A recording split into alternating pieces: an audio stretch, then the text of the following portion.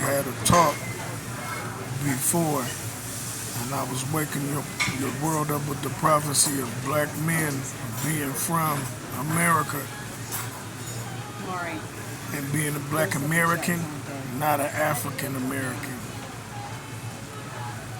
They treat us like we're all from Africa, but that's not really real. So they're under that impression again that black men were slaves, and it's not true. So our culture was kind of like, well, in the era of crack, smoke, Hollywood,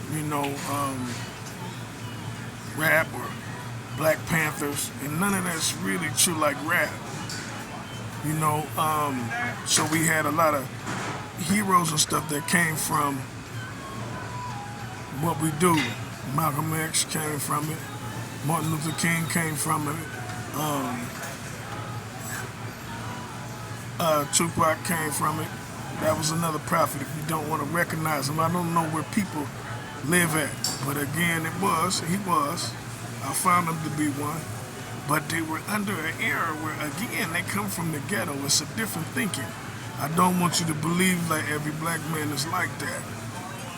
So a lot of them were niggas, right, getting out of the ghetto, trying to change. That's different. Again, good men, very good men. They gave their life. But again, they gave their life for something that wasn't true. So slavery wasn't quite right. But we always got put on by Hollywood, and I don't know if the men got old enough to see that, or I don't know what happened in their life before they got killed. It's almost like, because the black people tried to kill me, I'm just not having it. I've seen too many of them, so I'm not naive, I'm not stupid enough, or soft enough. In them days, there's no way around it. It was Hollywood telling you that. You have to really get out of them people's thinking.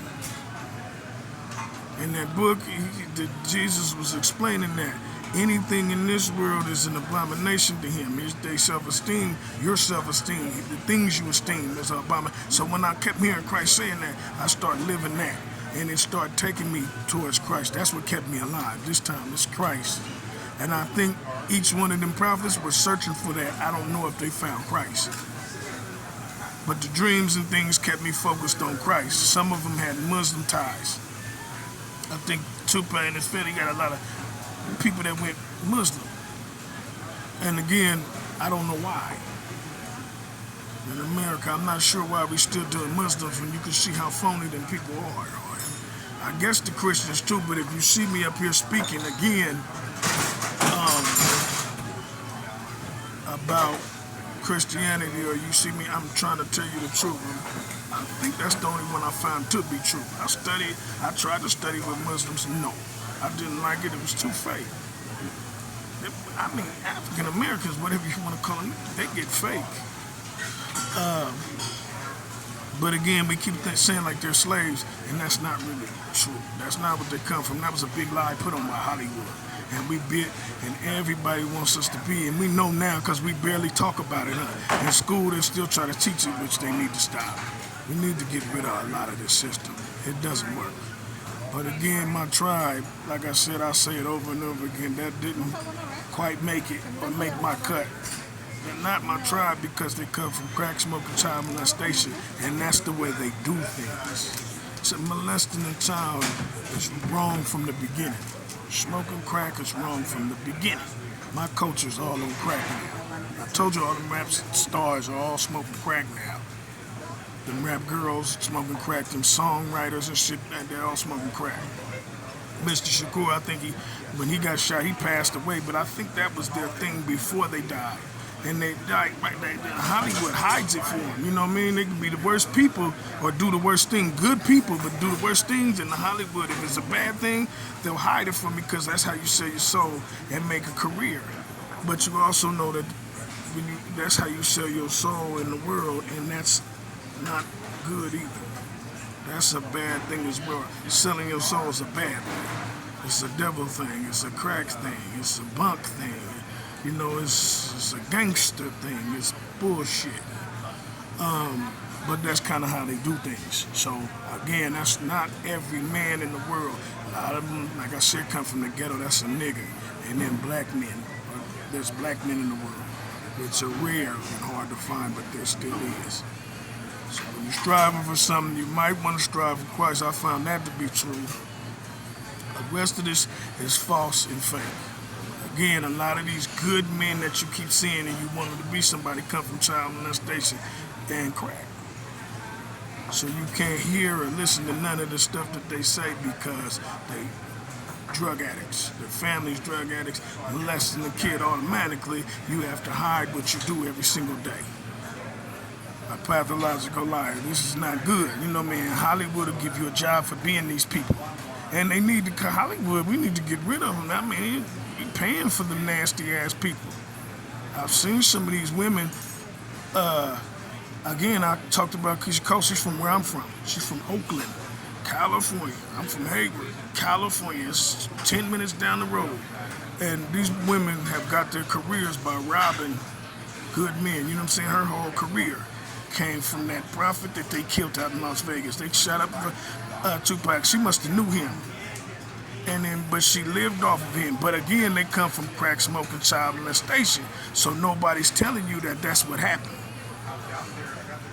And then she believes she should make a lifestyle off of this kind of shit, even though she comes from crack smoking, child molestation her goddamn self.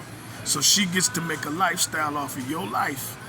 And you get to die, and she gets to go on and be this great singer, even though she's a child molester and a crack smoker her damn self. So she's up there on stage, and you can smell how she smells on stage. She smells like she smokes crack, and she's a child molester. And there's somebody out there that's paying her to do this. And her voice is not all that. She's an okay writer. She can write a few hits, but she's not all that. Singing. She comes from crack smoking, child molestation. It doesn't work. Hollywood is almost over because of how that era, because they keep smoking crack and thinking it's cute. Now that I know, I'm going to do my damnedest to knock Hollywood down because I don't want to see crack no more. I can't think around it. It's too dirty. They pass STDs. They're just horrible people. And you keep paying them to get up there. No matter what we do with Mrs. Cole, you'll get back up there, somebody's going to endorse her.